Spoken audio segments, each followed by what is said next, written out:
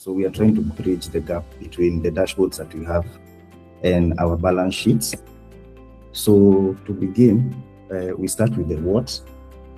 So basically, most CX programs track NPS, CSAT, and CES religiously. We have already mastered this art of knowing exactly what the customer thinks. But anytime the C-suite executives ask us, how is this impacting the bottom line, there is silence because we do not know what exactly to say about that. So we've been able to track the metrics, but now what the next stage of the business is to be able to quantify the financial impact, which is the value at risk. So we are transforming raw sentiment into tangible financial impact. So this lens reveals what our revenue at risk is from the detractors in our business and the potential value of any advocates moving beyond scores to dollars or shillings. So we are identifying causation, the why, and then we are trying to have to be able to fix it. So it is no longer going to be guesswork. So how we do this is we just looking at the pipeline of our promoters, our passives and our detractors, and doing financial mapping of this data set so that we can be able to surface these insights that we're talking about. So it can start with NPS or CH or CSAT. So each and every customer of ours who is responding to a survey, they normally fall into those three buckets. So once this is done, the first part, we're able to link satisfaction to revenue. So this widget, it joins the responses directly to financial data. So how we do this, we do a modeling whereby we apply weights between promoters, passives, and detractors. So the weights normally assume that promoters have a propensity of 5% to churn from the business. Passives have a propensity of 25%, and detractors normally between 50 to 70%. So once we do this weighing on the business, we can be able to model the scenario.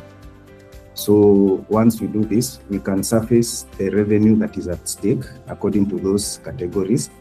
And furthermore, we can be able to map this even into the underlying filters that have caused that issue. So in short, the widget can be able to translate the sentiment into financial exposure and then further breaking it down, who is at risk and what is driving them away. So it gives the teams the clarity to prioritize action where it protects the most revenue.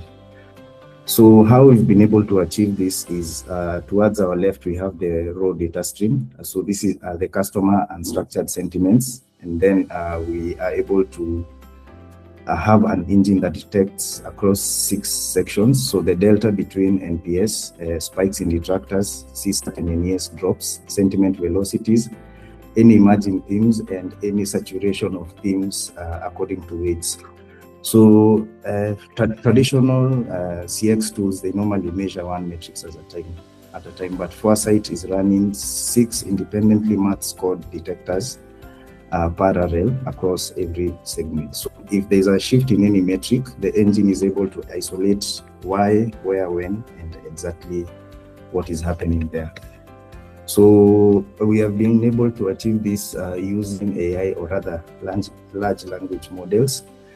So we have CX themed agents that detect anomalies. They route out severity into categories. So we have 4 generative agents that categorize each and every theme that has come up. Once they categorize it, they can be able to apply the metrics, and then furthermore, we apply the financial metrics that we've been talking about. So what this is able to surface is the why of what is happening, and we are able to translate this into an anomaly that has been scored mathematically using linear regression.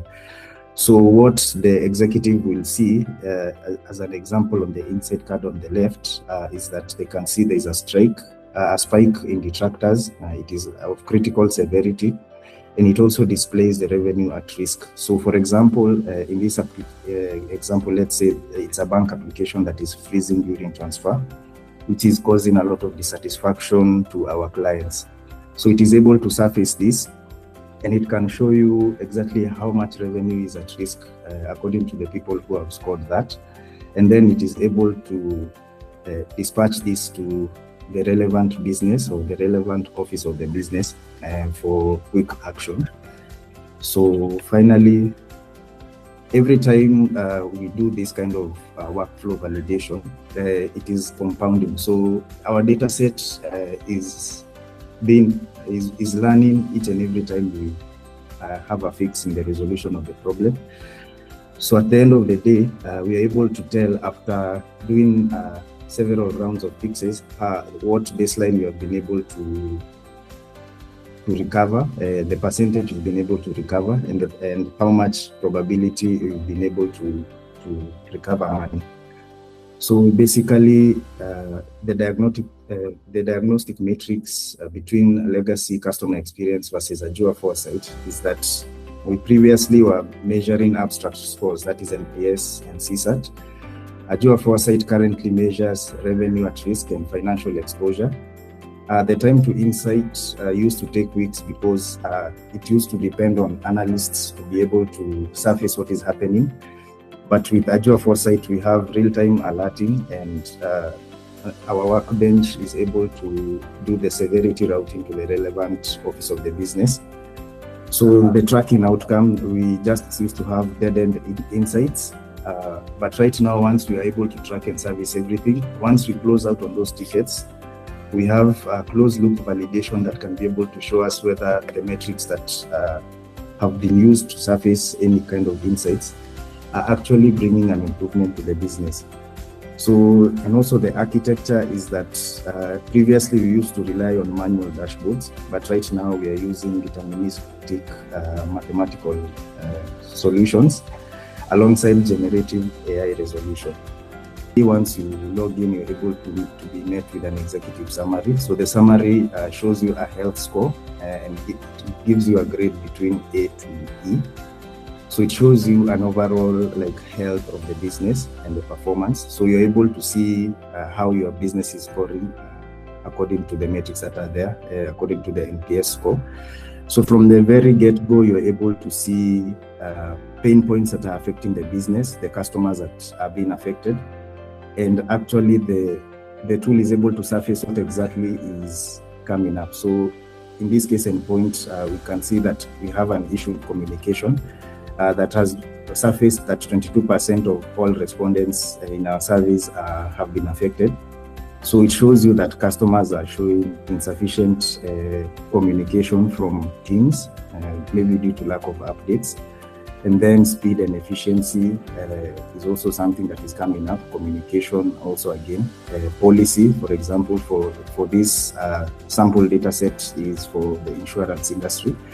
So next we have an overall intelligence summary that shows you every insight that has come from that unstructured data. And it shows you from the unstructured data that we've collected, what are the positive themes that have surfaced and the negative themes. So it does this, it categorizes this, and you are able to, once it sees that data, it can be able to show you what you can improve from the negative themes that have been able to surface. So what you can do here is, if, for example, you see clients are complaining about service delays, you can ask it questions related to service delays and how issues can be improved. So the AI will query against your data set. It will look at all the things that have surfaced and offer quick insights and resolutions to anything that you have. So it normally takes a bit of time to think through. And then now once it does a comprehensive analysis of your data, it is able to give you actionable insights according to the themes.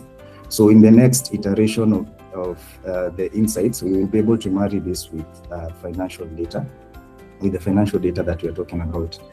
And then next we have the highlight of the show, which is the portfolio at risk.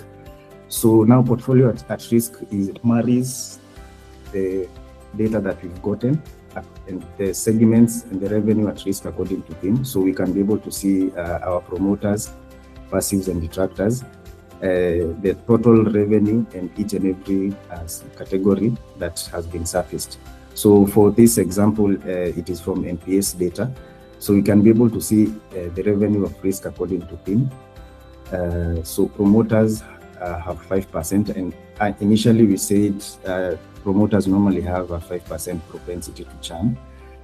So 5% of the segment of revenue gives us 257,000 shillings. Moving on to passives and then detractors. So this is the data that is coming out from this revenue of risk according to segment. So next, we're able to see overview and exploration of the themes that have surfaced. So we are able to categorize this according to each and every unstructured theme that has been able to surface.